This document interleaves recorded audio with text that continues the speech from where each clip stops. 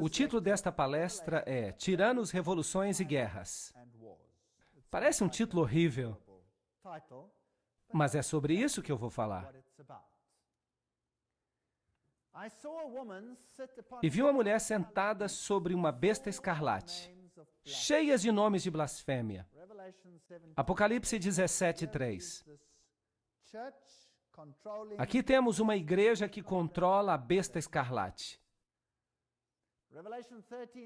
Apocalipse 13:4 fala, e eles adoraram o dragão, sem saber, é claro, que deu o seu poder à besta, e adoraram a besta, que foi definida como aquele poder que governou durante 1260 anos.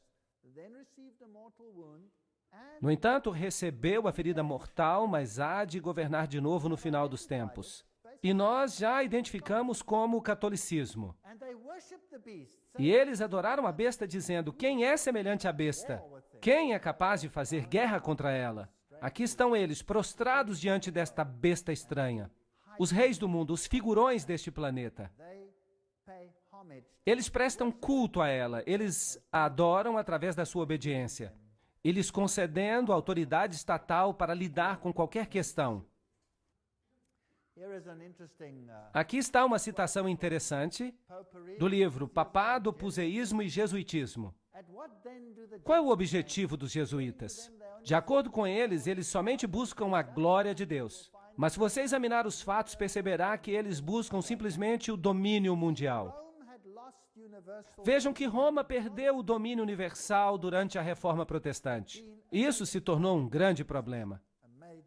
Um grande problema. E eles se tornaram indispensáveis para o Papa, que sem eles não poderia sequer existir, porque o catolicismo se identifica com eles. Eles se tornaram indispensáveis aos governadores, e são eles que decidem acerca das revoluções.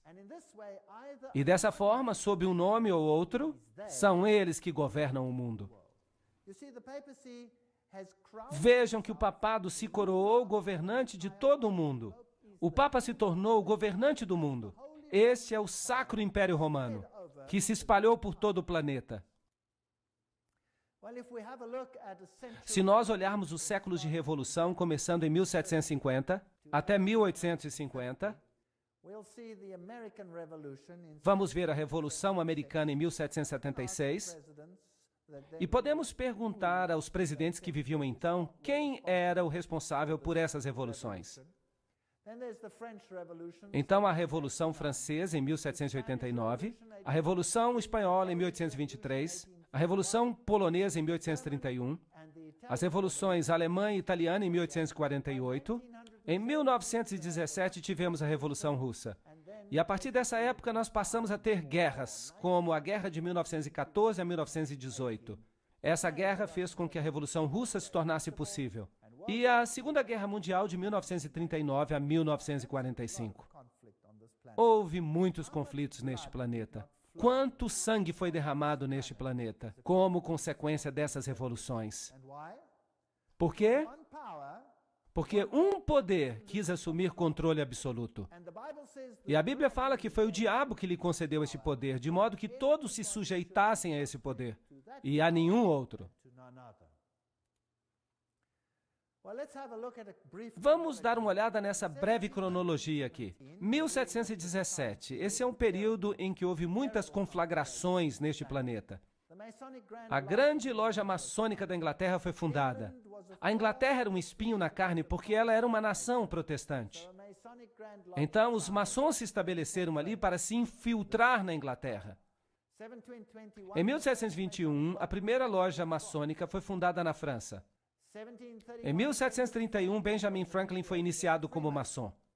Em 1738, a Igreja Católica Romana condena a maçonaria. Agora, isto foi uma jogada brilhante. É isso que se chama pensamento dialético. Você cria uma organização, você se volta contra ela, os seus membros internos pertencem à organização, mas as pessoas que estão de fora, elas percebem que você se distanciou da organização e por isso nada que ela faz é culpa sua. Percebe a inteligência nisso? Mas vejam que todas as lojas maçônicas continuaram no Vaticano e todos os cardeais continuaram seus membros.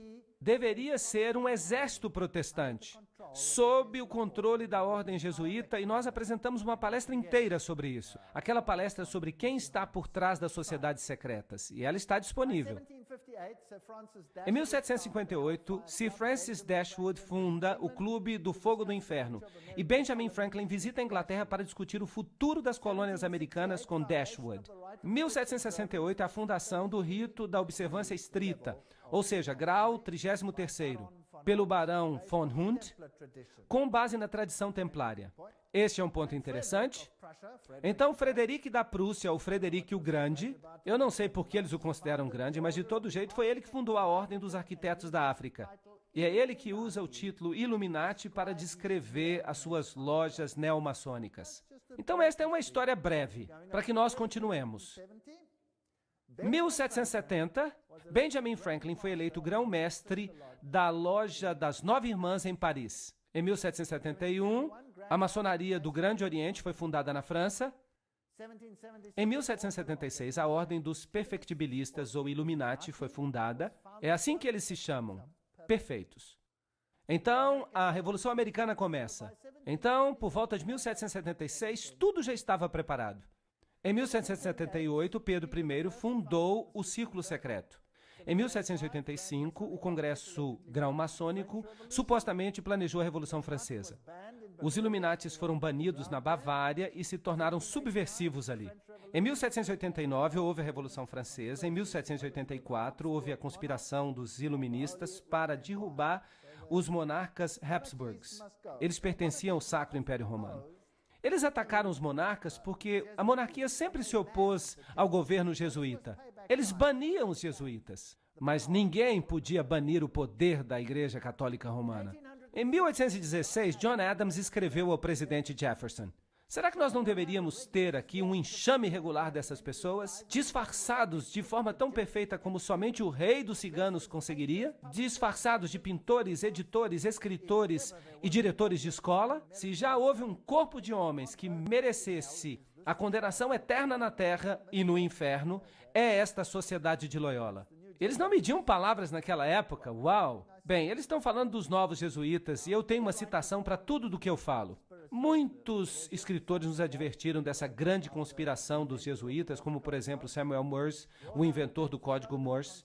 Ele tentava mostrar que uma conspiração contra as liberdades da República estava agora em plena ação, sob a direção do intrépido príncipe Metternich da Áustria, que sabia que era impossível obliterar esse exemplo encrenqueiro de grande e livre nação pela força das armas.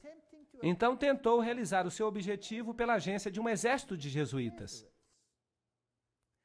A quantidade de fatos e argumentos que vão provar a existência dessa conspiração vai deixar perplexo qualquer homem que abrir o livro com a mesma incredulidade que nós tivemos. Vejam então que essas eram as pessoas que os presidentes criam que estavam por trás de todas essas conspirações. O próprio presidente Abraham Lincoln disse: os protestantes, tanto do norte quanto do sul, certamente se uniriam para exterminar os sacerdotes e os jesuítas. Se eles soubessem que os sacerdotes, as freiras e os monges que diariamente chegam até as nossas praias com o pretexto de pregar a sua religião, nada mais são do que emissários do Papa e de Napoleão III. Ele também era um maçom. E de outros déspotas da Europa, para prejudicar as nossas instituições, alienar o coração do nosso povo, da nossa Constituição, das nossas leis e destruir as nossas escolas e preparar um reino de anarquia. Aqui, da mesma forma como fizeram na Irlanda, no México, na Espanha, e onde quer que haja pessoas que queiram ser livres. Essa é uma declaração e tanto. 50 anos na Igreja de Roma, escrito pelo padre Charles Schinneke. Ele era católico e se tornou protestante.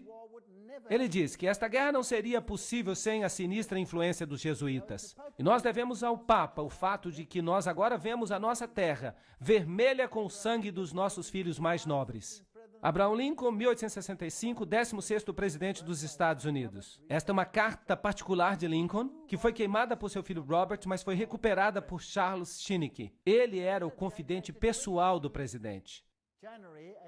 Numa carta com data de 22 de janeiro de 1870, Mazzini escreveu a Pike. Pike era um alto maçom. Ele escreveu um manual da maçonaria escocesa. Ele disse o seguinte: Devemos permitir que todas as federações continuem exatamente como estão. Tudo deve parecer como era no início, com seus sistemas, suas autoridades centrais e diversos modos de correspondência entre os altos graus do mesmo rito, organizadas como estão no presente. Mas nós devemos criar um super rito, que deve permanecer desconhecido, ao qual nós chamaremos os maçons do grau mais alto. Nós vamos escolhê-los. Com respeito aos nossos irmãos na maçonaria, esses homens devem prometer o mais absoluto segredo. Através desse rito supremo, nós vamos governar toda a maçonaria. E ela vai se tornar um centro internacional. Será o centro mais poderoso porque o seu endereço será desconhecido. Então, Albert Pike escreveu uma carta para Mazzini, com data de 15 de agosto de 1871, na qual ele disse que deveria haver uma ordem mundial. Uma única ordem mundial em que todas as nações do mundo se submeteriam ao controle de uma única organização. E para conseguir isso, eles fizeram planos. E há inúmeras citações para isso, eu coloquei várias delas na tela, porque alguém pode dizer, eu não confio nesta daqui, ou naquela outra, ou nesta outra. Então há referências aqui embaixo, referências aqui em cima, haverá referências em outros slides, de fontes diferentes. Ele disse, e por falar nisso, isso estava à disposição lá no Museu Britânico, e era exibida ali até que foi tirado dali. A Primeira Guerra Mundial, para derrubar o poder dos czares da Rússia, protetores da ortodoxia, e produzir um Estado comunista ateu. Será que isso aconteceu? Claro, e foi escrito muito antes do evento. Muito antes do evento. Isso foi escrito em 1871. Mas essa guerra começou em 1914. A Segunda Grande Guerra Mundial. Isso também foi escrito muito antes do evento. Fazer guerra entre a Grã-Bretanha e a Alemanha para fortalecer o comunismo como antítese da cultura judeu-cristã e produzir um Estado sionista em Israel. Será que eles conseguiram alcançar esse objetivo? Sim. De fato, depois dessa guerra, Israel assumiu a forma presente sob a proteção da Inglaterra. E então, interessante, uma terceira guerra mundial, uma guerra no Oriente Médio envolvendo o judaísmo e o Islã, e escalando para dimensões internacionais. Isso é fascinante. Você acha que esta é uma das cartas? O que você acha? Sim, parece que nós estamos na trilha certa. Então veja aqui uma outra citação, se alguém não quiser acreditar na primeira citação. Mazzini com Pike desenvolveram um plano para 3 guerras mundiais para que eventualmente toda a nação pudesse se dispor a entregar a sua soberania nacional a um governo mundial. A Primeira Guerra deveria terminar o regime dos czares na Rússia. A Segunda Guerra deveria permitir que a União Soviética controlasse a Europa. A Terceira Guerra Mundial deveria ocorrer no Oriente Médio entre os muçulmanos e os judeus e resultaria no Armagedon. Interessante. Agora, como eles pretendiam fazer isso? Vamos ler o que Albert Pike escreveu sobre essas guerras e como essas guerras seriam desencadeadas. Aqui está uma citação. Devemos desencadear os nihilistas e os ateus. Vejam, o destruidor e os ateístas. E provocaremos um formidável cataclisma social, que em seu horror mostrará claramente às nações o efeito do ateísmo absoluto, a origem da selvageria e o tumulto mais sangrento. Então, por toda parte, os cidadãos obrigados a se defenderem contra a minoria dos revolucionários exterminarão esses destruidores da civilização.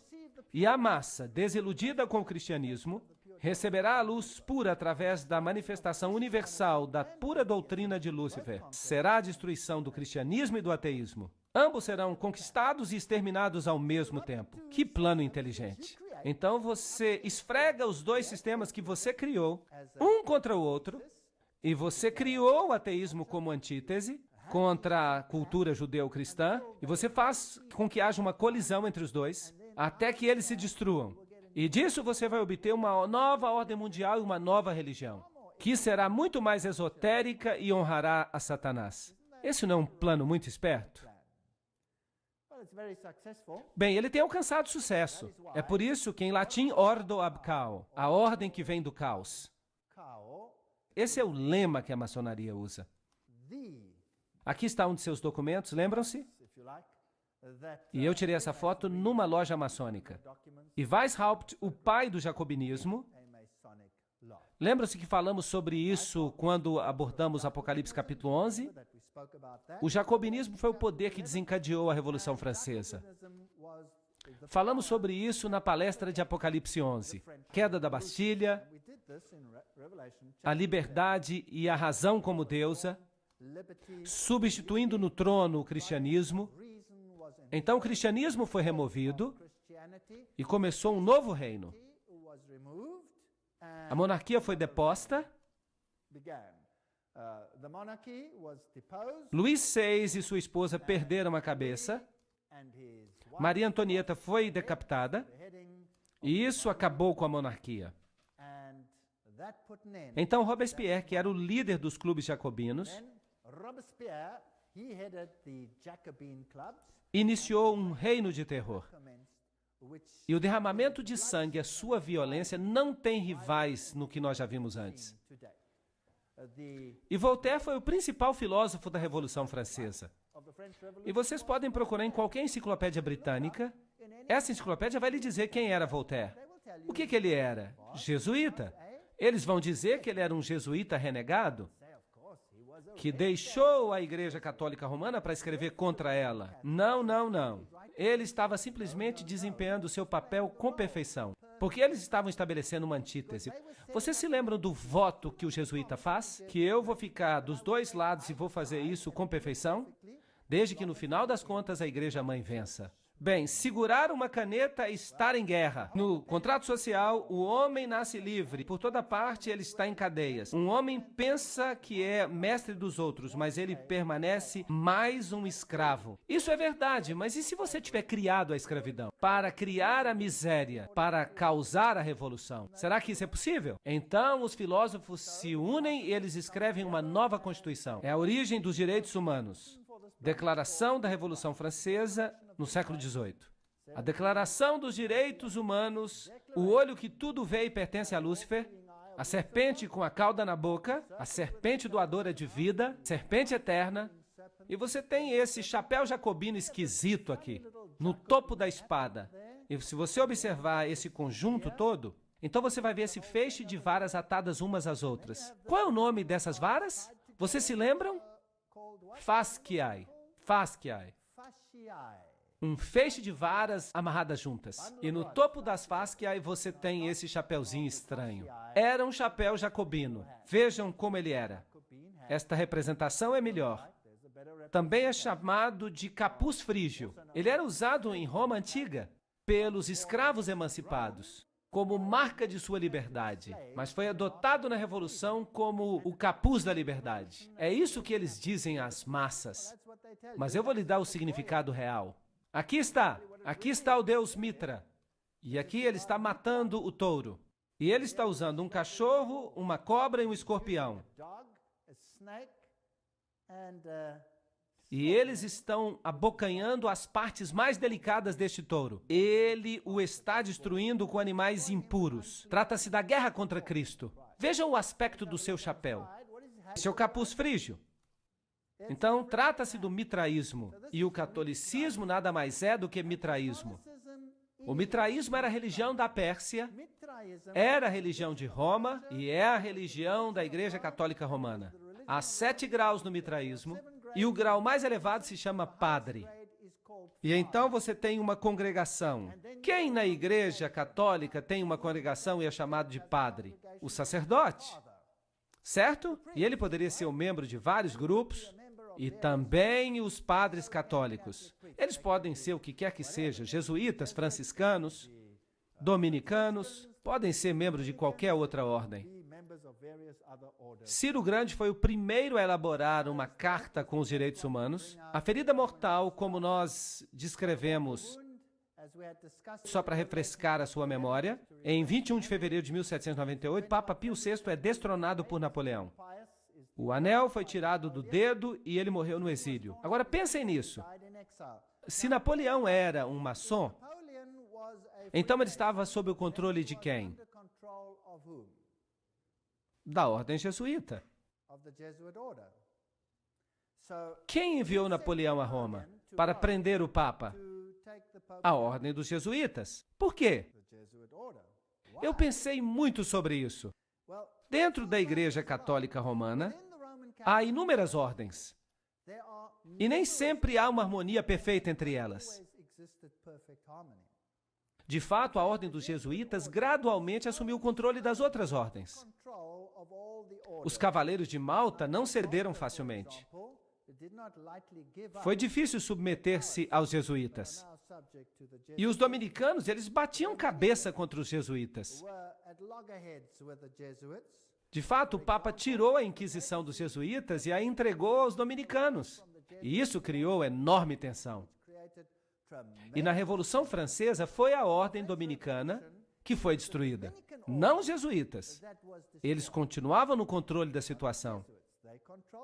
Então havia algumas questões dentro da própria igreja, e eles tinham que ser resolvidos para obter todo o controle da situação.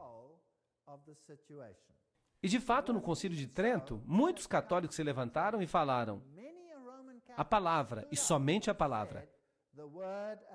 Não pensem que tudo que já aconteceu na Igreja Católica foi sempre contra a palavra. Não.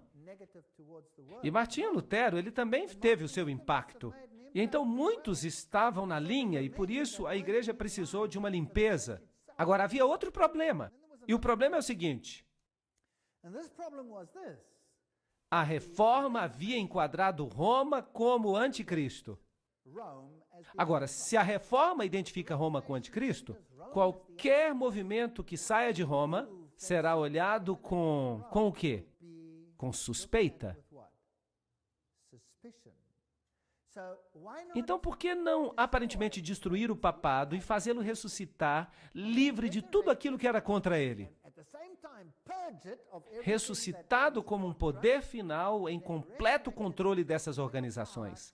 Está fazendo sentido para vocês? Isso seria um truque legal. E tudo aquilo que havia acontecido com aquele papado fraco ali seria desconsiderado, porque não poderia ser dele. Deve ter outra fonte. É assim que as sociedades secretas trabalham. Elas funcionam por trás de fachadas, por trás de fachadas, por trás de fachadas. Então vamos ver o que acontece. Por volta de 1804, Pio VII observa Napoleão se coroando imperador. Então Napoleão assume os estados do Vaticano. Então parece que Roma está diminuindo. Mas em 1848, Mazzini ataca Roma e então o Papa vai para o exílio. Então o poder papal desaparece e os protestantes ficam relaxados, basicamente. E essa é uma coisa perigosa a se fazer. Berthier leva o Papa cativo, Weishaupt e seus amigos jesuítas cortam o acesso ao Vaticano, lançando e liderando a Revolução Francesa. Ao dirigirem a conquista de Napoleão da Europa Católica e, eventualmente, fazendo com que Napoleão colocasse o Papa Pio VII na cadeia em Avignon, até que ele concordasse, como preço da sua libertação, a restabelecer a ordem jesuíta. Os jesuítas haviam sido banidos mesmo na Igreja Católica. Imaginem isso! E eles se tornaram subversivos. E houve uma guerra, mas talvez eles tivessem sido banidos para dar a impressão de que havia uma guerra, porque você nunca pode estar seguro. Porque essas pessoas mentem muito. Eu estou falando da história, do que aconteceu. Essa guerra jesuíta contra o Vaticano foi terminada pelo Congresso de Viena e pelo Tratado de Verona, um tratado secreto de 1822. Vejam que isso é uma citação, eu só estou usando citações, eu não estou inventando nada. Depois que o Papa Pio foi liberto da prisão de Napoleão, ele formalmente restaurou a ordem jesuíta com uma bula papal. A bula é a declaração mais forte que o Papa pode fazer. Em 1814, e o Papa acrescentou, nessa bula, se qualquer pessoa tentar de novo abolir a Sociedade de Jesus, ele incorrerá na indignação do Deus Altíssimo e dos santos apóstolos Pedro e Paulo. Talvez isso tenha sido uma artimanha, um jogo, talvez tenha sido real. Não importa, nós nunca vamos saber a verdade, até que a cortina seja removida um dia. Mas, supostamente, liberdade religiosa. E os revolucionários foram para as ruas. E eles fizeram o que achavam que deviam fazer. Aqui está José Bonaparte. 1768, 1866, se tornou rei da Espanha e ele se tornou um grão-mestre da maçonaria na França. Vejam que aqui você tem todas as conexões maçônicas e isso aqui foi tirado de um livro maçom. São todas fontes maçônicas. E Napoleão era ele mesmo um alto maçom. Estava agora travando guerra em toda a Europa, estava exterminando as monarquias, e então ele entrou em guerra contra a Inglaterra. Agora, quem é que estava no controle da Inglaterra nesse momento? Os maçons. Então nós tivemos a Batalha de Waterloo. E aqui estão os generais. Os generais que lutaram dos dois lados. Michel Ney e von Kraut. Estes estavam do lado de Napoleão.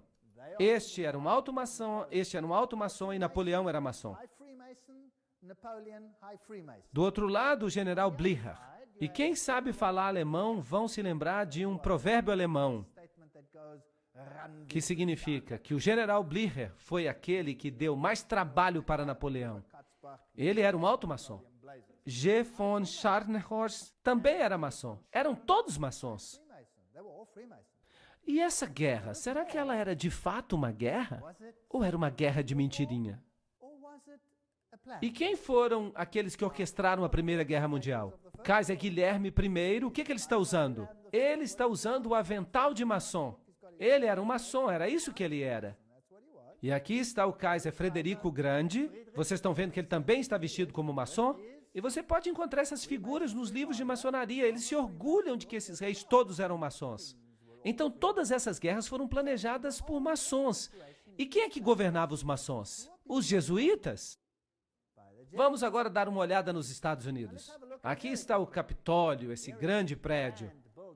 Aqui está a pedra fundamental do prédio, construído maçonicamente em 17 de setembro de 1932. Porque naquela época, os Estados Unidos já eram governados por maçons. Claro que o povo comum não sabe disso, as instituições continuam as mesmas, mas estão sendo infiltradas. Se você observar a arquitetura, a águia, o simbolismo, o que você tem aqui é a adoração ao sol. Este é o mapa da cidade de Washington. Este é um simbolismo maçônico. Você tem aqui um bode de cabeça para baixo no mapa da cidade. Aqui você tem o compasso.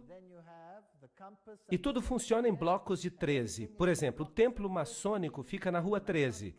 Todo o mapa da cidade de Washington é organizado de forma maçônica, dedicado a Lúcifer. Claro que os habitantes não sabem disso. A Casa Branca é construída com esta tremenda estela por perto, a altura da qual é 555 pés, não 666, porque este número pertence a uma hierarquia superior em Roma, mas temos 555. Não é interessante que Hollywood também usa o número 555? Vocês já notaram que quando eles estão mostrando um programa de televisão, o número telefônico disponível é sempre 555, blá, blá, blá, blá e outra coisa? O número é o número de Hollywood. O nome Hollywood significa a madeira que é usada para fazer o bastão de uma bruxa. É um número dedicado a Lúcifer, um número de bruxaria. Mas isso não nos interessa agora. Aqui está a estela. Quem construiu os alicerces da cidade? Foram os maçons, então vamos ver o significado disso. Aqui está a enciclopédia da maçonaria. Esta vai ser a nossa fonte agora. Os obeliscos foram originalmente construídos em honra ao Deus Sol. Essa conexão vem da adoração egípcia ao Falos. Bem, aqui é o membro masculino. E ele está na Casa Branca. Bem, nós não temos que continuar por muito tempo, porque ele é dedicado a Ísis, a Osíris. Bem, aqui está a estrutura. Agora, a estrutura militar é um pentágono, que é o centro mais alto do pentagrama, no qual 13 bruxas ficariam, de modo que elas consigam propagar uma maldição. Então, esta também é uma estrutura com tons de bruxaria. Bem, é apenas um edifício, mas tem algumas conotações. Bem, também a França, que tem uma nova filosofia, uma ordem para o novo mundo, e ela enviou aos Estados Unidos um presente, a Estátua da Liberdade. Então vamos perguntar à Unesco o que ela significa. A Unesco diz, os 7 raios de sol que emanam do halo de Mitra, aqui está o deus Mitra, simbolizam o seu triunfo sobre as forças das trevas. Agora, vocês precisam entender. Lúcifer diz que Miguel e seus anjos representam as forças das trevas e que Jeová é o diabo. Isso não é terrível? Lembram-se disso? E aqui está a Unesco nos dizendo que a cabeça da Estátua da Liberdade é adornada com 7 raios de mitra. Aqui está a tocha de Lúcifer. Porque não interessa se Lúcifer é homem ou mulher, porque Lúcifer é androgênico. Aqui está a pedra fundamental, neste lugar, em 5 de agosto de 1884. A pedra fundamental do pedestal da Estátua da Liberdade, clareando o mundo, isto é, iluminação, foi lançada com uma cerimônia por William Brodie, grão-mestre dos maçons. E aqui está o símbolo maçônico. Então, a Estátua da Liberdade é maçônica. E tudo vai parecer maçônico à medida que nós continuarmos. Texe Marrs escreve que, pairando sobre as águas brilhantes mas poluídas, ela segura em seu braço estendido e na sua mão uma tocha de fogo e luz. Um presente da ordem maçônica, os herdeiros modernos da herança Illuminati. A Estátua da Liberdade foi esculpida por Frédéric Bartholdi, membro da loja maçônica de Alsácia-Lorraine, em Paris, França. A estátua é significativa para as sociedades secretas que estão planejando a nova ordem mundial. E continua. Por volta de 1854, Pio proclamou a concepção imaculada da Virgem Maria. Maria sempre esteve no catolicismo romano. Mas agora Maria está sendo colocada no centro e está sendo legitimada como a Mãe de Deus e como uma entidade celestial. Em 1869, Pio reúne o primeiro Concílio Vaticano em Roma e em 1870 o dogma da infalibilidade papal é publicado. Agora temos um outro Deus na Terra. Esse é o triunfo do ultramontanismo. Os jesuítas passam a garantir que todo o poder se concentra nas mãos de um homem. O que acontece então? Em 1917, a Revolução Russa. E você tem então uma mensagem de Fátima. Há uma ligação com o Islã aqui. Na próxima palestra vamos falar exatamente disso. A Rússia se converterá. O Santo Padre consagrará a Rússia a mim. Então houve uma visão do inferno. E então há uma visão de que o presente Papa sofrerá um ataque na tentativa de assassiná-lo. E aquilo aconteceu. Bem, não é difícil, você planejou tudo desde o início, dizer o que vai acontecer. Percebem? Não é muito difícil.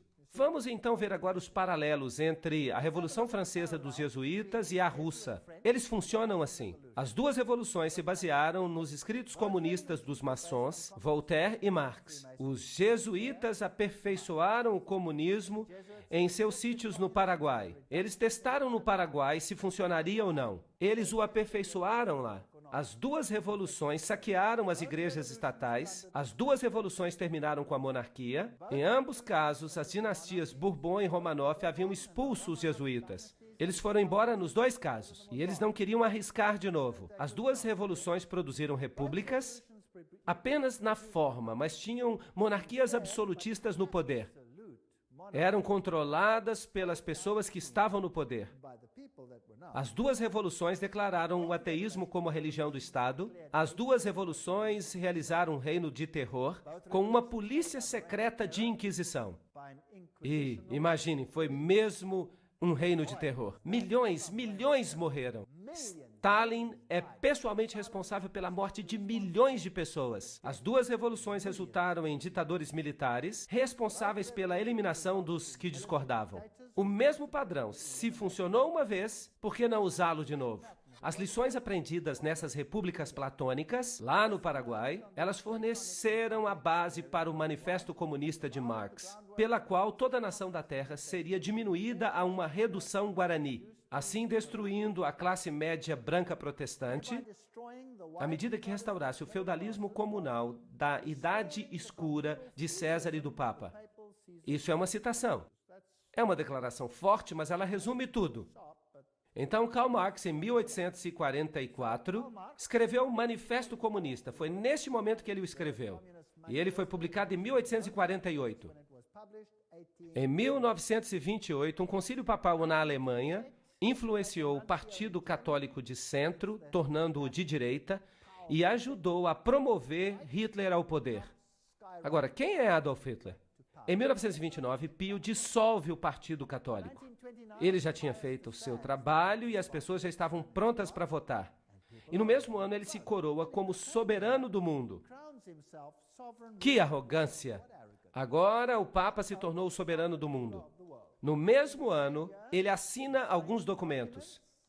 Agora, um governante precisa ter um país e ele então recebe de volta o seu pequeno estado, o menor estado do mundo. E agora, de novo, o papado volta a ser uma entidade política. Ele tinha estado morto, ele não era naquela época uma entidade política, e é por isso que a besta recebeu uma ferida mortal. E agora ele retoma o seu poder. E agora, de novo, ele volta a ser uma besta. A sua ferida foi curada. Está certo? É por isso que o jornal São Francisco Chronicle, quase citando a Bíblia, diz: ao assinarem esse documento, a ferida foi curada. Agora estamos prontos para a guerra. 1934. Na Iugoslávia, uma organização chamada Ustashi é fundada e ela é uma organização terrível. Seus membros acabam assassinando o rei Alexandre da Iugoslávia. Agora, os Ustashi são uma organização militar com aspectos nazistas e eles praticamente mataram os sérvios. Eles matavam todo mundo que era ortodoxo, forçando-os a se tornarem católicos ou a morrerem. Tinham que escolher um dos dois. Mas ninguém fala nada sobre essa matança que ocorreu aqui nessa época. Em 1941, a Croácia se declara independente. E a matança começa. Este é o homem que é agora Papa, o cardeal, o secretário de Estado Eugênio Pacelli. Aqui está a sua família, todos com conexões maçônicas. E eles também têm o Banco de Roma à sua disposição. E eles têm o dinheiro de Rothschild. E Rothschild tem conexões maçônicas. E aqui está Pio XII após a sua eleição. O seu claustro tem o número simbólico 13. É um número muito importante na maçonaria. E produziram para ele um selo com um triângulo maçônico.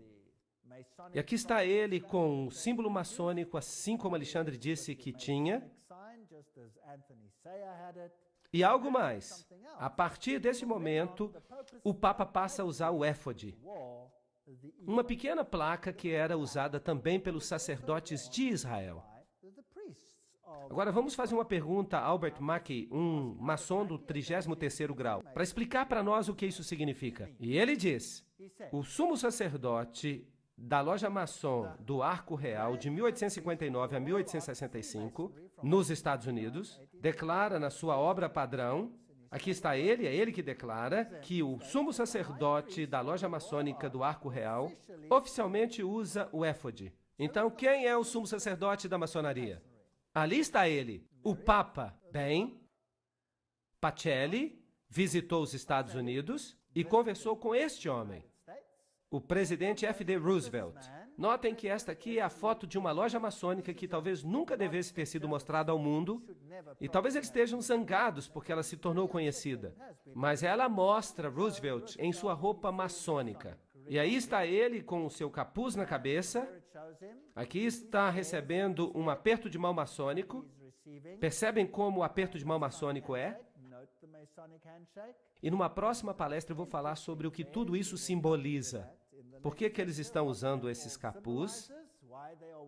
E ele nomeia Myron Taylor como emissário especial ao Vaticano. Vamos olhar agora uma lista dos líderes políticos da maçonaria nos Estados Unidos. Eu só vou fazer citação de fontes diferentes, de páginas da internet. Vocês podem verificar isso, só para mostrar quem está no controle atualmente. Nós vamos passar rapidamente por esses nomes, mostrando os graus nos quais se encontram. Bill Clinton, 33º grau. Newt Gingrich, 33º grau. Bob Dole, 33. Jack Kemp, 33. Storm Thurmond, 33. Colin Powell, 33. Jesse Helms, 33. Barry Goldwater, 33. Al Gore, maçom, talvez grau 33. Aqui está outro James Monroe, Andrew Johnson, James Garfield, McKinley, Roosevelt, é claro, William Taft, Franklin Roosevelt, Harding, Lyndon Johnson, Gerald Ford, Ronald Reagan, George Bush, todos eles, Yitzhak Rabin, Yasser Arafat, Príncipe Philip, Duque de Kent e muitos outros. Aqui está outra fonte. Saddam Hussein, isso é interessante. Vamos ter que falar dele, ele também era grau 33 na maçonaria. Tony Blair, grau 33. Gerhard Schröder, primeiro-ministro da Alemanha, grau 33. Benjamin Netanyahu, grau 33. Yasser Arafat, grau 33. Ronald Reagan, Gorbachev, Helmut Kohl, Shimon Peres. Helmut Kohl também faz parte do Comitê dos 300. François Mitterrand, grau 33. Ele era da Loja Maçônica Grande Oriente. Yitzhak Rabin, Willy Brandt, todos esses aqui eram maçons. Aqui há mais. Joseph Stalin, ele era um dos Illuminati, que fazia parte da Loja do Grande Oriente. Leon Trotsky, também da Loja do Grande Oriente. Henry Kissinger, membro do Comitê dos 300. J. Edgar Hoover, grau 33. Cecil Rhodes, Aleister Crowley. Walt Disney era um maçom do grau 33. Olaf Palme, Al Gore, Tony Blair. Joseph Mengele, isso é interessante. Ele era o assassino em massa dos nazistas. Ele era um dos Illuminati. Robert McNamara. Estão todos aqui, até Billy Graham. Vamos continuar. John Glenn, Buzz Aldrin. Todo mundo que já fez uma viagem até o espaço precisa ser maçom, dos graus mais elevados. Edgar Mitchell. Vamos continuar. Francis Bacon, Lord David Owen, todos os grandes negociadores. Richard Holbrooke. Eu só estou passando por alguns. Alan Greenspan, Peter Wallenberg, a rainha Elizabeth, que é a rainha dos Bilderbergers. O príncipe Felipe, a rainha Beatriz, ela pertence ao Comitê dos 300. O príncipe Bernardo da Holanda, também do Comitê dos 300. E nós podemos continuar lendo.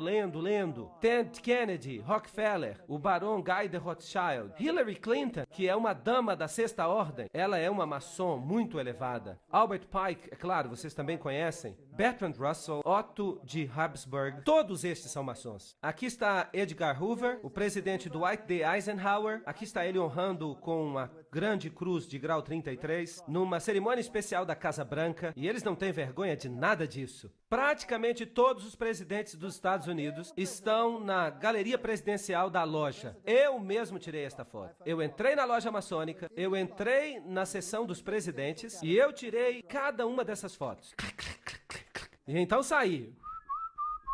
Eu não fiz isso. De qualquer forma, eles estão todos ali. São todos maçons. Se você olhar o dólar americano, coisas muito interessantes aconteceram na época de Roosevelt. Há este símbolo no dólar, há aquele outro símbolo no dólar. Nós não temos tempo para explicar tudo. Aqui está a frase, em Deus confiamos, o número 1. Se você observar este símbolo aqui, está escrito, assim começa a nova ordem dos séculos. Agora, se você intercalar o hexagrama, então você vai ter ASNOM, que é um anagrama da palavra maçom. Se você olhar do outro lado, você vai perceber alguns objetos e então se aponta para... E então está escrito ARLTO, abreviatura de Arlington. Há muitas coisas sobre as quais eu poderia falar, muitas coisas interessantes. Se você observar o número 1, se você observar essa pequena meia-lua, há uma estrutura aqui. Será que você consegue ver? É um microponto. Você tem que olhar com uma lupa e você vai perceber uma pequena coruja, uma coruja na lua. E ao redor nós temos uma teia de aranha. Há muito simbolismo aqui. Agora, se você observar as moedas antigas, vai perceber que as antigas divindades eram associadas à coruja. E quando nós fizemos uma visita àquele bosque na Boêmia, o que eles adoravam lá? A grande coruja da Boêmia. E vocês viram os presidentes dos Estados Unidos curvados diante da coruja da Boêmia. Foi muito assustador. Agora, observem esse símbolo. Aqui está o olho que tudo vê, pertencente a Lúcifer. Ele ainda não está integrado à base do triângulo. Quando ele for integrado, Lúcifer terá o seu reino. Aqui está. Assim começa a nova ordem dos séculos. A nova ordem das épocas. E há 13 níveis aqui. Na base encontra-se a data da independência dos Estados Unidos, que é também a mesma data da fundação dos Illuminati. Você tem a teia de aranha, símbolo da nova era. Você tem aqui uma faixa, um laço, que pertence a Lúcifer. Você pode percebê-lo aqui, nesta igreja católica romana. Aqui você tem Anubis, aqui você tem a Fênix, o símbolo de Júpiter, do deus Júpiter, a caveira com os ossos, e aqui está a fita. Estão vendo? Tem uma associação com Júpiter. Todos esses símbolos nos dizem uma mesma história interessante. Do outro lado, você tem este símbolo. Há 9 penas, há 13 flechas, há 13 folhas, há 13 pentagramas. Eles recebem a forma de um hexagrama. Você tem a águia, você tem uma declaração aqui, é pluribus unum, entre muitos um, ou seja, nós vamos unir todos os povos. Este é o simbolismo de uma nova ordem mundial. Está no dólar. O mundo todo será unido sob um governo central. E este governo será submetido ao controle de Lúcifer, não a Jesus Cristo. Agora, Jesus Cristo sabe disso, permite que isso aconteça e Ele está no controle. Ele nos diz de antemão que isso vai acontecer. E então, no final da história, será Jesus que vai governar este planeta.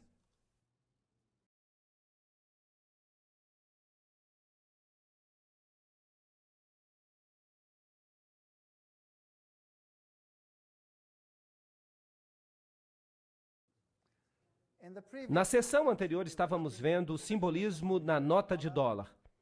E vimos todos esses símbolos. Tudo é maçônico.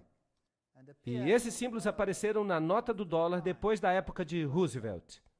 Apocalipse 13:11. E eu vi outra besta vindo da terra, e ela tinha 2 chifres como de um cordeiro, e ela falava como um dragão. Vamos tratar desta profecia em detalhes, em uma outra palestra. E ela exercita toda a autoridade da primeira besta, e nós vamos descobrir que se trata do catolicismo romano, e faz com que a terra e seus habitantes adorem a primeira besta, cuja ferida mortal foi curada. Aqui temos um aliado protestante que vai reforçar as ordens católicas. Mas eu vou falar sobre isso em outra palestra, que se intitula Duas Bestas que Ficaram Amigas. Até a arquitetura é interessante. Aqui está a Basílica de São Pedro, aqui está o prédio do Capitólio. A arquitetura é idêntica. Claro que o prédio foi planejado, o prédio americano, pelos maçons. E quem é que controla os maçons? A ordem dos jesuítas. Agora vamos observar um pouco o simbolismo aqui. Vamos ver umas questões interessantes. Agora estamos prontos para a Segunda Guerra Mundial. E aqueles países que vão desempenhar os papéis mais importantes são os aliados. Este homem aqui, Winston Churchill, e ele era o quê? Maçom do grau 33. Nós já vimos o presidente Roosevelt na sua roupa de maçom. Ele era maçom do grau 32 ou 33. E aqui temos Stalin. Claro que ele era membro da loja do Grande Oriente. Isso significa que ele era maçom de grau 33. Todos do mesmo lado. Trecho de um relatório do embaixador Harriman em Moscou ao Departamento de Estado no dia 30 de junho de 1944. Stalin pagou tributo à assistência oferecida pelos Estados Unidos à indústria soviética antes e durante a guerra. Ele disse que cerca de 2/3 de todas as empresas industriais na União Soviética foram construídos com a ajuda dos Estados Unidos e sua assistência técnica. O outro terço com a ajuda inglesa. Então, quem construiu a União Soviética? Quem a construiu? O Ocidente. O Ocidente a financiou e construiu. Aqui você vê Winston Churchill na sua loja maçônica druida, com todos os seus amigos druidas ao seu redor. Bem, eu estou falando de fatos reais, eu não estou fazendo conjecturas.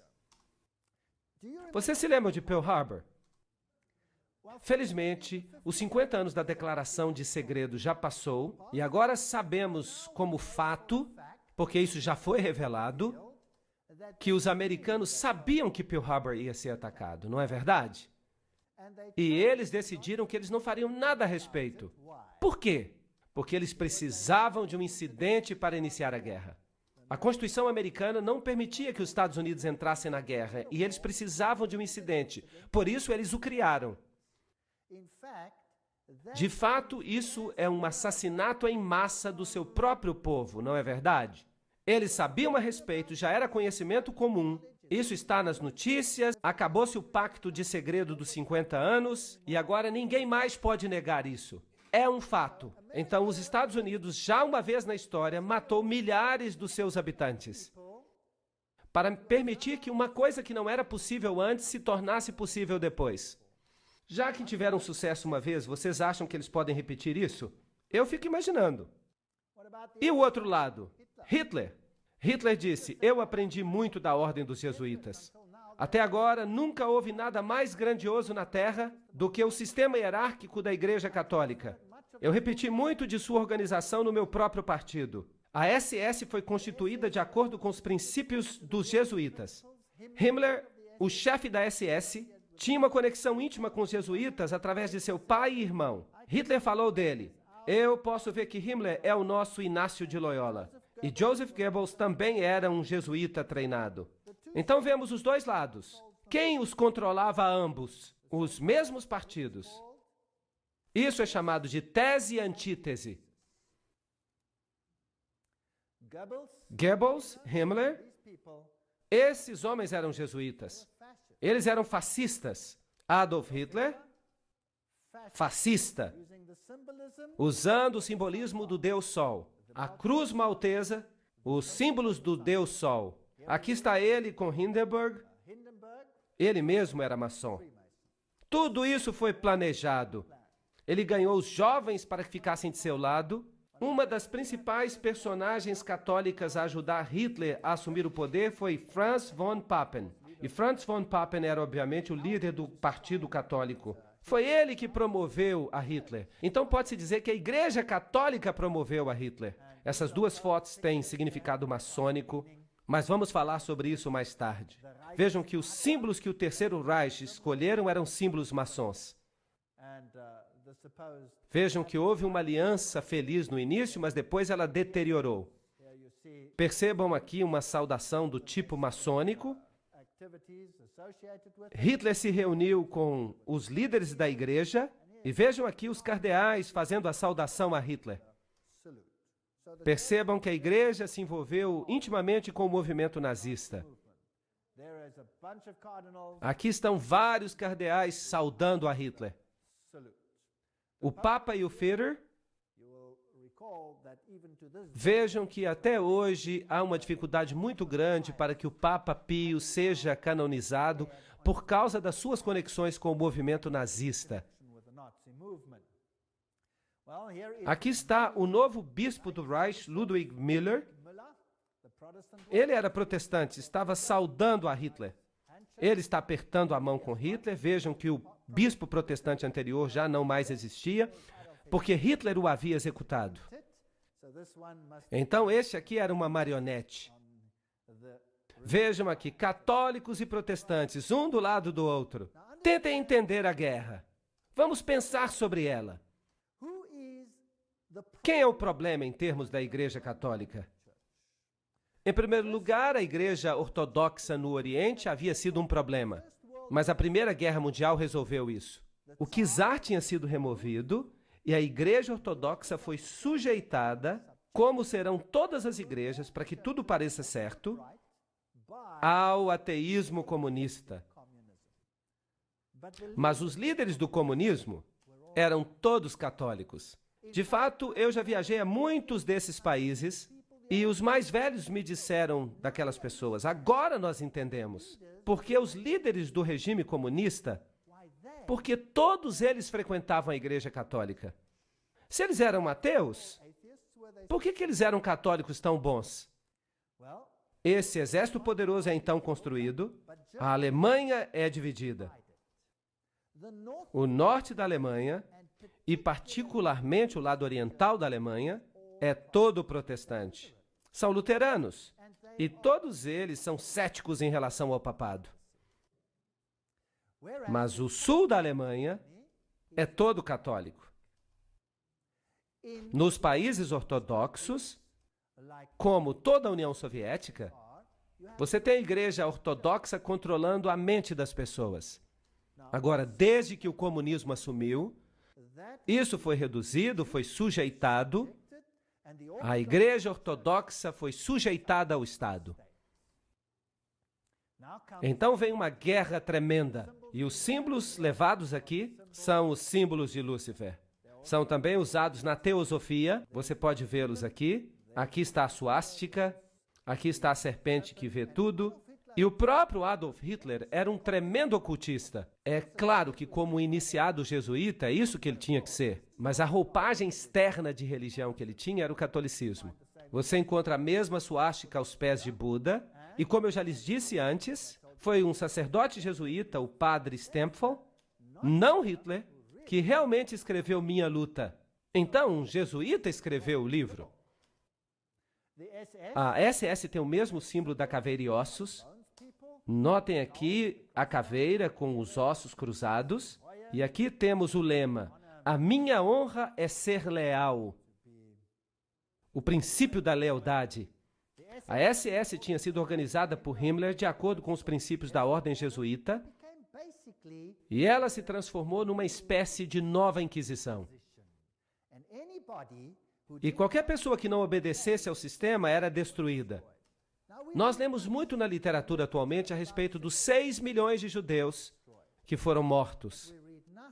Mas nós nada lemos sobre 2,5 milhões de pessoas brilhantes que viviam na Alemanha. Todos os professores, todos os intelectuais e os alemães mais educados foram mortos por Adolf Hitler. Vejam que um regime assim não pode tolerar as pessoas pensantes. Então eles diminuem a capacidade mental das pessoas. O que eles precisam ter são as massas e a elite, os catecúmenos e então, do outro lado, a superelite. Isso é irritante.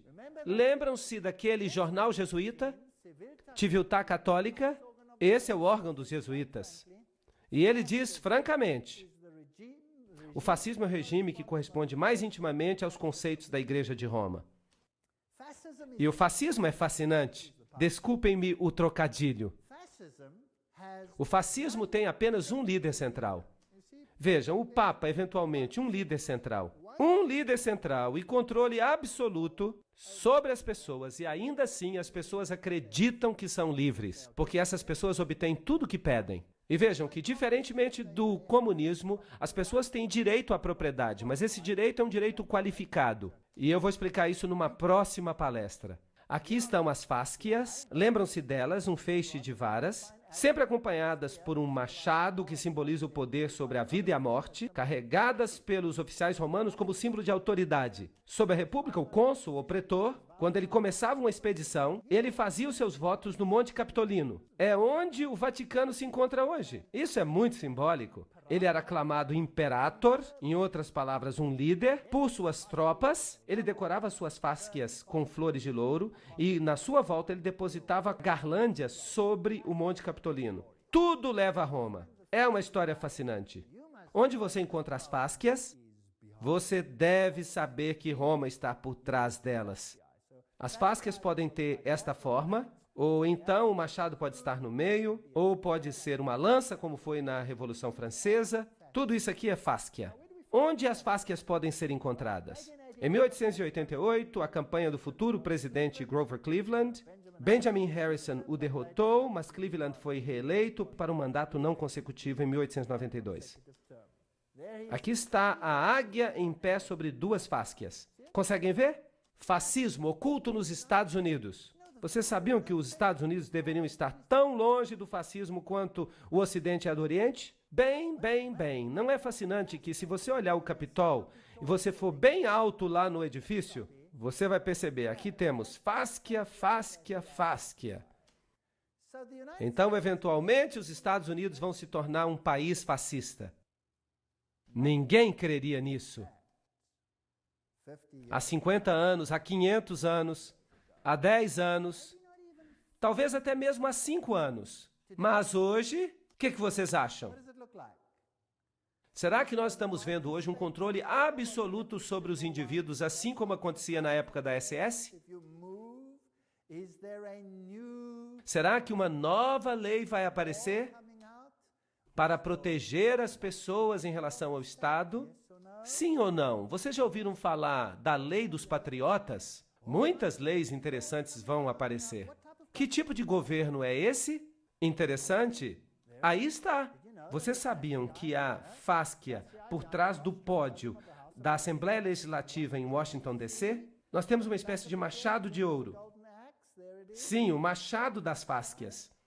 Parece que eles sempre souberam isso. Só estão esperando uma oportunidade.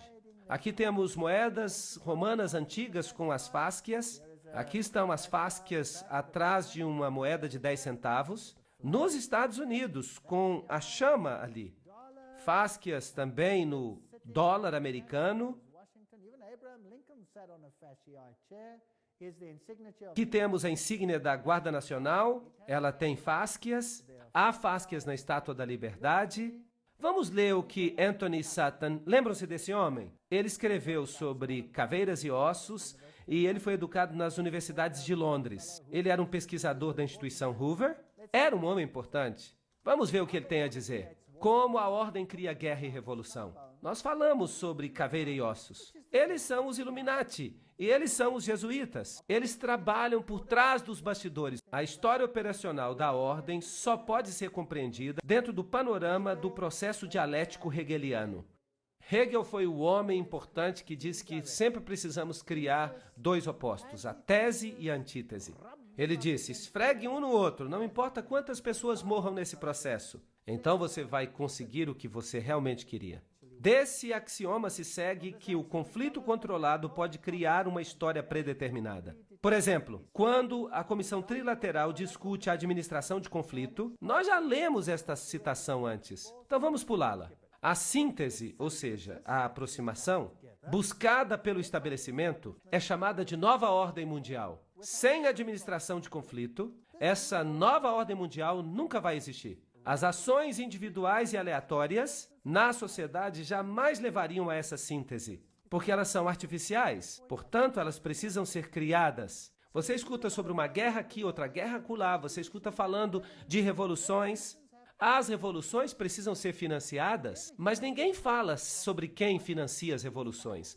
Quem é que financia as revoluções? Quem as administra? Então você tem os nazistas contra a União Soviética, você tem a Coreia do Norte, o Vietnã do Norte, um monte de gente contra os Estados Unidos, e esses conflitos, eles produziram lucros e empurraram o mundo cada vez mais perto para um único governo mundial. E não é lógico que seja isso que Satanás queira. Ele quer um governo único mundial. Na filosofia de Hegel, o conflito da direita política e a esquerda política, ou tese e antítese nas expressões de Hegel, é essencial para avançar o movimento da história e produzir a própria mudança histórica. Vocês já notaram que todas as nações do mundo têm um partido de direita e um partido de esquerda? Já ouviram falar disso? E no seu país também há, senão não haveria razão para nós votarmos. Há sempre dois. Agora vamos dar uma olhada como isso funciona. O presidente Woodrow Wilson fez esta declaração. É um presidente falando.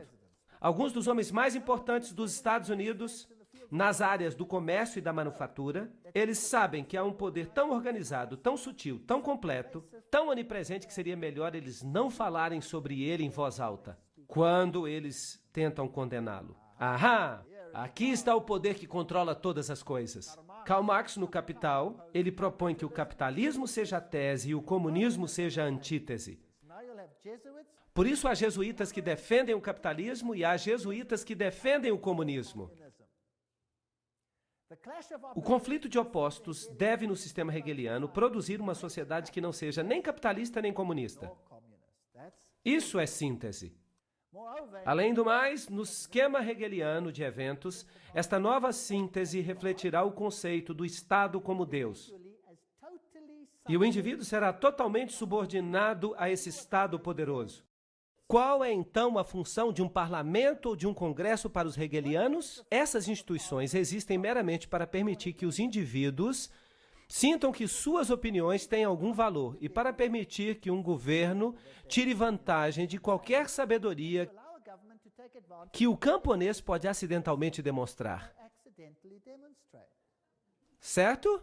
Agora vamos ver o que o próprio Hegel fala. Vocês vão ouvir agora o grande filósofo Hegel, a quem todos os políticos se inclinam. Ele diz, em virtude dessa participação, a liberdade e o orgulho subjetivos, com sua opinião geral, os indivíduos podem se demonstrar palpavelmente eficazes e desfrutar da satisfação de sentir que eles valem alguma coisa. Em outras palavras, não passamos de idiotas. Quando você vota, em quem você está votando? Eu vou lhe dizer para quem você está votando. Eu sempre falo isso. Você vota ou para o diabo de rosa ou para o diabo de azul. O voto não faz diferença alguma, é uma anedota. A política é uma piada. A guerra, o conflito organizado das nações, para os hegelianos, é apenas o resultado visível do conflito entre ideias. Na opinião de John Dewey, o mais querido hegeliano do sistema educacional moderno, diz: a guerra é o mais eficiente pregador da vaidade de todos os interesses meramente finitos. Ela coloca um fim àquele egoísmo peculiar ao indivíduo, pelo qual ele alega que a sua vida e a sua propriedade pertencem a ele ou à sua família. Entenderam isso? Você pode dizer, claro que Roma não acredita assim. Ah, eu vou lhe mostrar algumas bulas papais que vão fazer os seus cabelos arrepiarem. Compare isso com o espírito e a letra da Constituição dos Estados Unidos. Ela diz exatamente o oposto. Para esses elitistas, o Estado é supremo. E a elite autonomeada que governa o Estado age de fato como o próprio Deus na Terra. Os outros não passam de catecúmenos. Massa, gado. Os livros das faculdades apresentam a guerra e a revolução como resultados meramente acidentais das forças em conflito. Nesses livros você encontra a evidência de que as revoluções precisam de financiamento e que a fonte desse financiamento é, em muitos casos, Wall Street. Os veículos operacionais para a criação de conflitos. A chave da história moderna está nos seguintes fatos. Os elitistas estão intimamente associados aos marxistas e nazistas. Eles participam dos dois lados, porque o que eles criaram não passa de um jogo. Neste memorando, nós apresentaremos o conceito de que a história mundial, certamente desde 1917, reflete deliberadamente o conflito criado com o objetivo de causar uma síntese, uma nova ordem mundial. Vamos ver como funciona. Aqui está a ordem. A tese é a Rússia marxista. A Segunda Guerra Mundial acontece. A antítese é a Alemanha nazista. Quem os financia? Quem financia os russos? A companhia Guarantee Trust. E quem financia os nazistas? A companhia Guarantee Trust. E então você tem a companhia W.A. Harriman, etc. E você tem as mesmas pessoas deste outro lado. As mesmas pessoas financiam os dois lados. E então você tem a Revolução Bolchevique em 1917. E então em 1933 Hitler sobe ao poder. Há um conflito entre os dois, há muito lucro. E então, o resultado depois da Segunda Guerra Mundial, as Nações Unidas são criadas como primeiro passo para a nova ordem mundial. O financiamento é para os dois lados. Em 1948, a corrida armamentista. Em 1950, Maria passa a receber peregrinações. Em 1950, Francis Matthews diz que é necessária a guerra nuclear com a Rússia e começa a disputa entre os dois. Vejam quantas pessoas foram mortas por Stalin. Entre as 1.766.188 vítimas até o início de 1922, cifras obtidas dos documentos soviéticos, cerca de 5.000 eram sacerdotes, professores, freiras, etc., da Igreja grega. Mas logo a perseguição se estendeu aos milhões de luteranos, reformados, batistas, metodistas e especialmente os cristãos menonitas. A circulação da Bíblia não foi apenas proibida, mas passível de exílio. Foi isso que Stalin fez. Stalin matou milhões. Nós ouvimos de 6 milhões de judeus, mas é melhor pensarmos em termos de 30, 40, 50 milhões de pessoas. Quando falamos de Stalin, o maior assassino em massa que este mundo já conheceu. Foster Dulles, presidente Kennedy. Qual é a história aqui? Aqui está Kennedy, e ele é casado com esta jovem Jacqueline. E eles começaram a dirigir os Estados Unidos em direção a um tremendo conflito. Todos os presidentes têm jogado esse jogo. Eventualmente, esse presidente morre. E este aqui assume. Lyndon Johnson. Querem saber algo interessante? Um presidente tem que fazer um juramento à Bíblia para que ele possa assumir o cargo. Vocês sabiam que Lyndon Johnson se recusou a fazer o juramento pela Bíblia? Lyndon Johnson fez o juramento com a juíza Sarah T. Hughes. Logo após o assassinato, a juíza trouxe uma pequena Bíblia para que fosse feito o juramento. Mas esta foi substituída por um missal romano, um livro de missas, que estava no avião. Então ele se recusa a jurar pela Bíblia, ele jura pelo missal católico. Isso não diz algo, não é interessante? Eu acho isso muito interessante. Então por que esse presidente teve que morrer? Ele era católico, afinal das contas.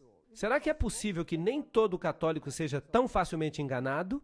Aqui está o desfile das motocicletas passando. Aqui está a senhora Kennedy ajudando os agentes. O agente Clint Hill sobe no carro. Ele sobe na traseira depois do tiro no presidente. Aqui estão as rosas que ela recebeu. Muito interessante. Aqui está Dallas. 22 de novembro de 1963. John Fitzgerald Kennedy, 35º presidente dos Estados Unidos, visitou Dallas. Isso é interessante. Vejam o número 11 ali em cima. Aqui está o edifício. Aqui está o edifício de onde ele saiu. Ele foi aparentemente assassinado daquela janela. É isso que dizem. Aqui está uma visão mais ampla. Aqui está a placa. E eles escreveram ali o que aconteceu. Em 22 de novembro de 1963, esse edifício ficou notoriamente conhecido quando Lee Harvey Oswald, e alguém teve o trabalho de sublinhar isso, supostamente, atirou no presidente John Kennedy e o matou. A maioria das pessoas não crê que Lee Harvey Oswald assassinou o presidente. O carro do presidente veio por esta rua. Esta árvore ainda não existia. E o tiro saiu daquela janela lá em cima. E o assassinato aconteceu mais ou menos no lugar onde eu estou em pé para tirar esta foto. Note que quando o carro veio aqui, ele estava deste lado da estrada. E imaginem centenas de pessoas em pé de cada lado da rua. E aqui há uma pequena elevação e você pode avançar um pouco mais nela. Você vai chegar até uma cerca. E se você olhar dessa cerca, você vai ver a rua aqui. E aparentemente, quando os tiros foram disparados, cerca de 100 pessoas, inclusive a polícia, eles não correram na direção do edifício, eles correram para essa elevação na direção da cerca. Então, por que eles correram para frente do presidente e não para trás do presidente? Aparentemente, se diz que Lee Harvey Oswald deu o tiro por trás e ele foi o único a dar tiros. Ele deu um tiro por trás e o atingiu aqui. Seria um tiro maravilhoso, por falar nisso. Só há um problema. A cabeça do presidente não foi para frente, ela foi para trás. E ele então o atingiu na garganta. E havia uma pequena entrada na frente e uma saída enorme por trás. E eu pergunto, o tiro chegou pela frente ou por trás? Pela frente? Não apenas isso.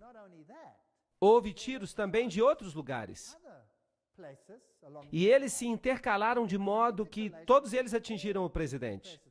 Há evidências que até mesmo o motorista, que era canhoto, se virou e deu um tiro no presidente com um revólver também. Ele foi acertado inúmeras vezes. Das testemunhas que correram na direção da cerca, cerca de 100 deles, quase todos eles, exceto por uma ou duas mulheres que foram ridicularizadas, foram também assassinados. Isso não é estranho? Você não acha que seria estranho todas as testemunhas morrerem? É estranho. Este foi um dos maiores encobertamentos a existir. Aqui está a cerca. E quando você olha para cá, era assim que era. Alguém por trás da cerca poderia atirar. Esta seria a visão de trás da cerca. Eu tirei esta foto. E o carro estaria aqui. E ele teria atingido o presidente desta distância bem curta. E ele teria atingido pela frente.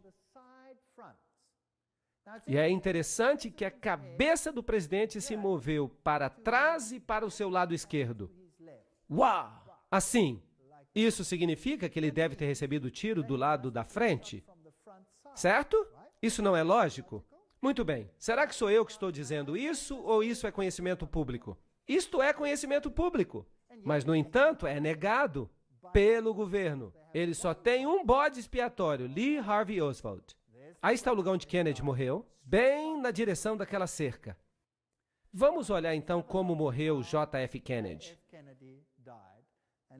Vamos ver como a televisão mostrou essa questão. E você então vai ter a sua própria opinião. Vamos ligar o som.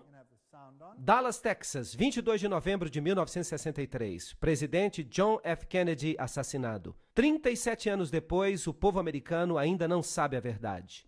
Vamos voltar àquele dia de Dallas. O dia foi 22 de novembro, o horário logo antes do almoço. O primeiro disparo foi ouvido quando as motocicletas se aproximavam da praça. Aqui as motocicletas violaram as regras do próprio serviço secreto. Quando o carro virou, ele diminuiu a velocidade de 60 para 15 km por hora. Foi aí que os disparos foram ouvidos. Por 6 segundos, os ocupantes do carro de Kennedy foram atingidos por balas. Kennedy colocou a mão na garganta. Então sua cabeça explodiu. Por causa da grande força, ela se moveu para trás e para a esquerda. Só aí o carro do presidente acelerou. Lyndon Johnson, o novo presidente, criou uma comissão federal para investigar o caso.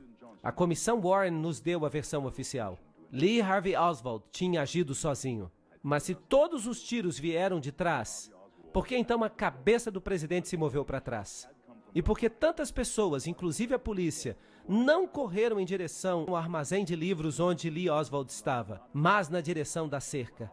Se a comissão de Warren estava certa, por que tantas testemunhas disseram ter visto algo completamente diferente? Do relatório oficial, cerca de 177 pessoas morreram simplesmente porque sabiam demais. No momento em que Kennedy foi morto, criou-se um grande encobertamento. As testemunhas foram ameaçadas e muitas foram mortas. Jean Hill, entrevistada logo após. Um tiro foi ouvido e ele pôs a mão no peito. Então houve um intervalo. E então 3 ou 4 tiros foram ouvidos de novo. Nessa hora, a escolta acelerou. Conosco agora está Jean Hill, que estava mais perto do carro do presidente no momento dos disparos do que qualquer outra pessoa. A senhorita Hill é uma professora primária em Dallas e ela tem vivido sob o medo de morrer nos últimos 29 anos. Eu entendo que 2 homens que se diziam agentes do serviço secreto entrevistaram você logo depois do assassinato. O que eles perguntaram? Eles me perguntaram o que eu tinha visto, eu disse a eles. Eu tinha visto o presidente ser atingido, eu tinha visto o atirador e que eu tinha ouvido de 4 a 6 tiros. Mas eles me disseram que eu não tinha ouvido mais do que 3 tiros. Você foi entrevistada por outros policiais? Sim, eu fui entrevistada por um outro inspetor. Ele tentava o tempo inteiro desacreditar as coisas que eu dizia. Ele me acusava das coisas mais ridículas, de ter um caso fora do casamento, que eu estava buscando publicidade e que eu era uma mentirosa. Nós encontramos os fatos reais e certamente ninguém, nos 25 anos que se passaram, refutou as nossas conclusões básicas. Foi o inspetor que inventou a teoria da assim chamada bala mágica. Ele disse que a mesma bala passou por Kennedy e pelo governador do Texas, John Connally. Mas a bala foi encontrada mais tarde, virtualmente intacta, na maca de hospital de Connally. A verdade, se ela tivesse sido conhecida, se ela tivesse saído, teria revelado que foi uma conspiração para matar o presidente, e ela necessitava de um bode expiatório, alguém que pudesse levar a culpa. Havia coisas demais que nós não deveríamos ter visto, como o teste de parafina dado a Oswald, que provou conclusivamente que Oswald não tinha disparado o rifle naquele dia. Ou a câmera espiã encontrada em posse de Oswald, que lhe havia sido dada pelo governo americano. Ou a carta de Oswald ao nosso senhor Hunt, pedindo a sua próxima missão.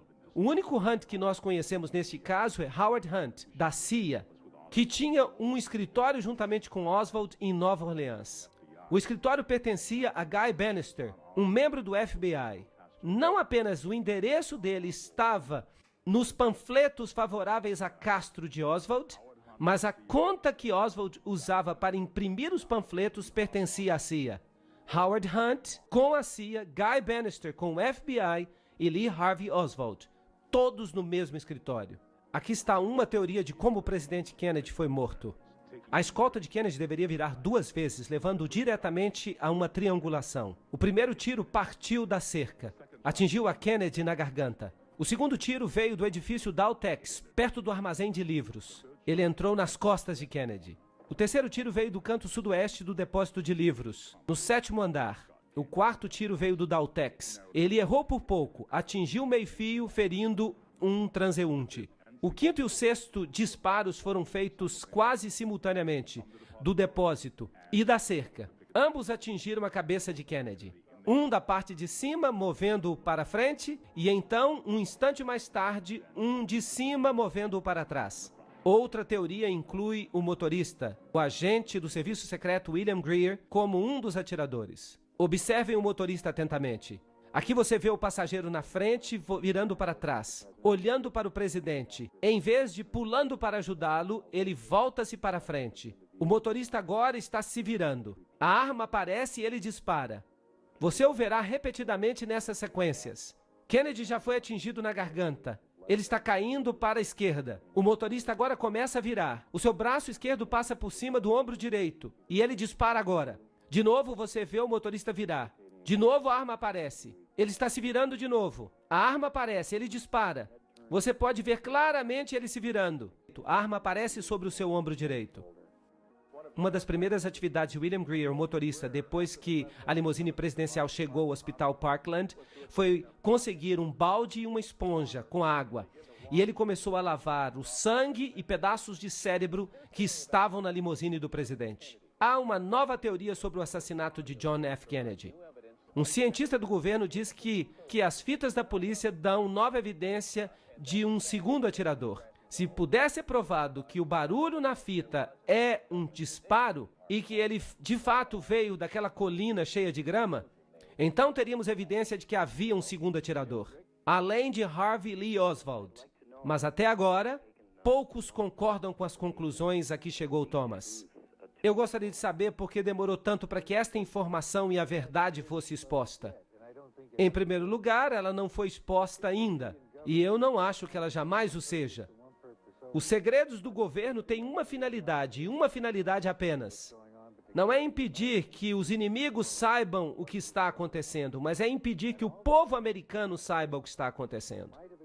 E toda evidência que existe, ou pode ter existido, que implicaria o governo no assassinato de Kennedy, pode-se ter certeza que essa evidência foi agora destruída. Então, mesmo que mostremos tudo agora, as chances de resolver o assassinato de Kennedy e atribuir a culpa a um partido suspeito é quase impossível. Por que alguém mataria um presidente dos Estados Unidos tão popular? Kennedy estava alterando o status quo. Ele sabia que ele não podia mais confiar na CIA.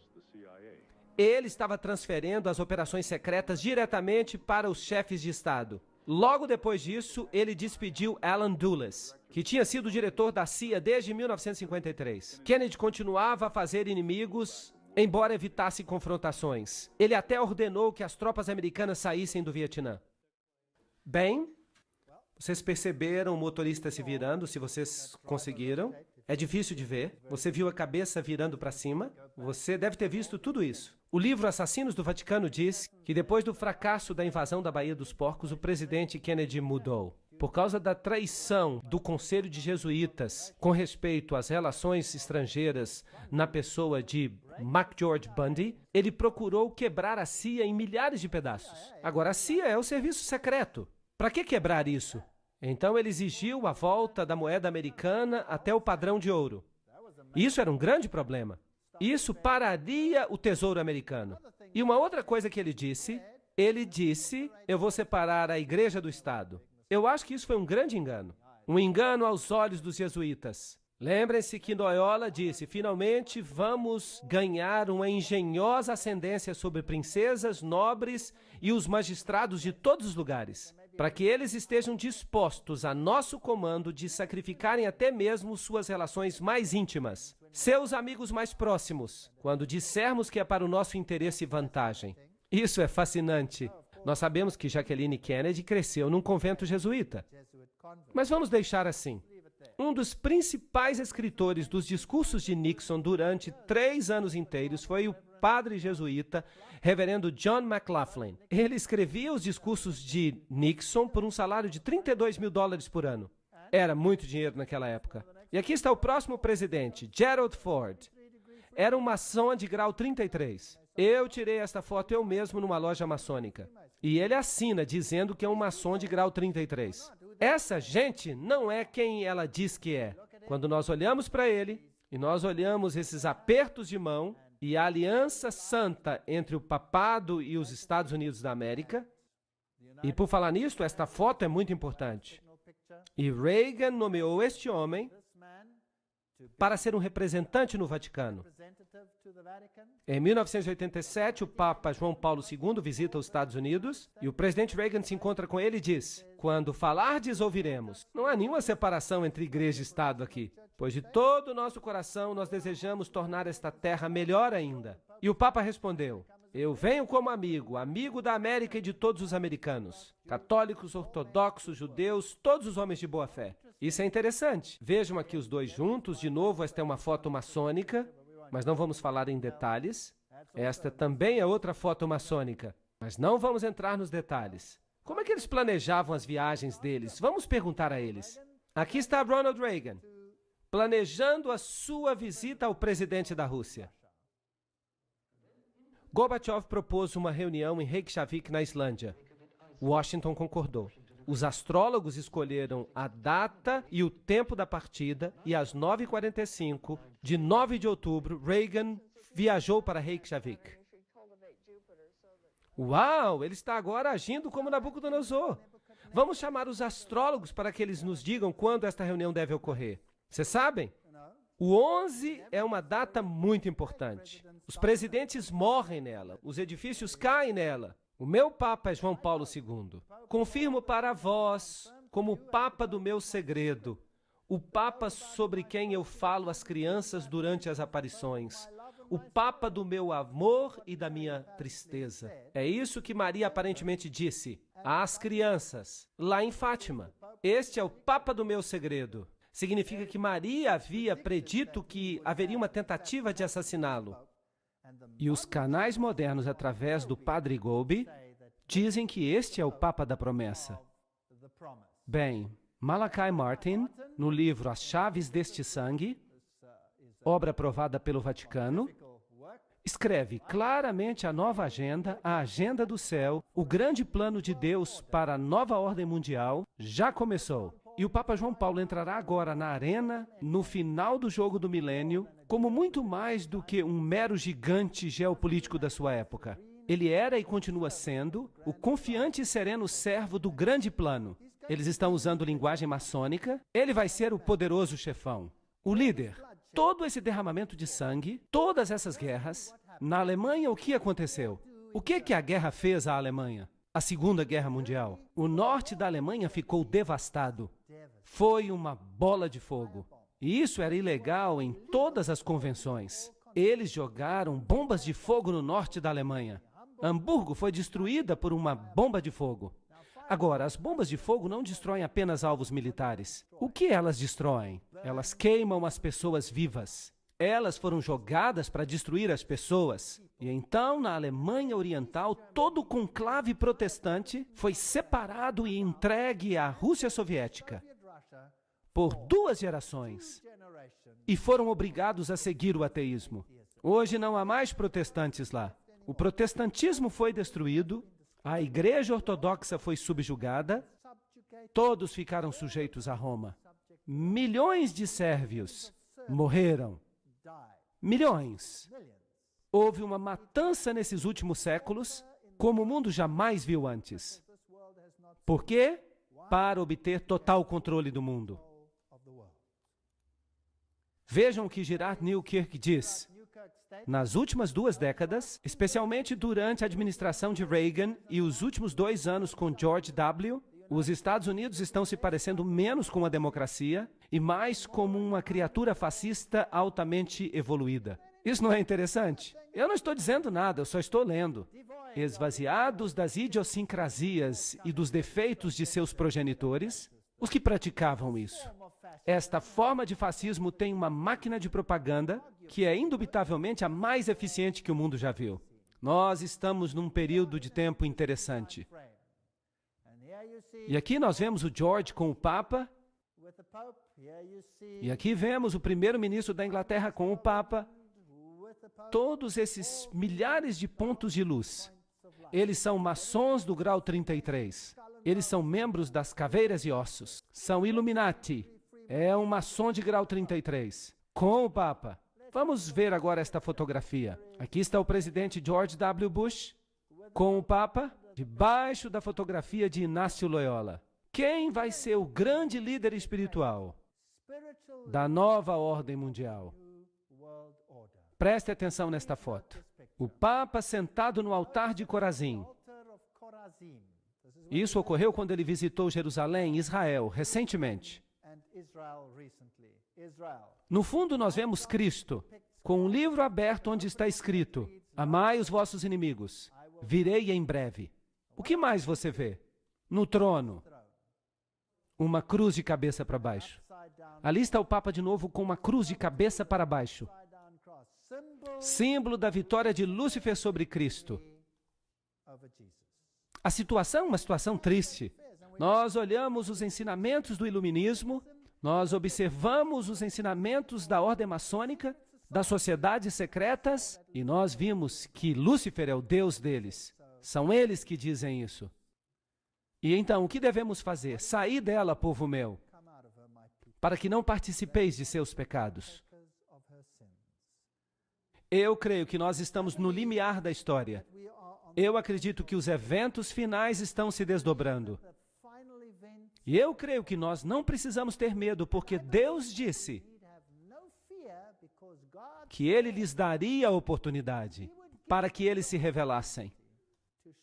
A apostasia final contra Deus vai terminar na maior vitória que o universo já testemunhou.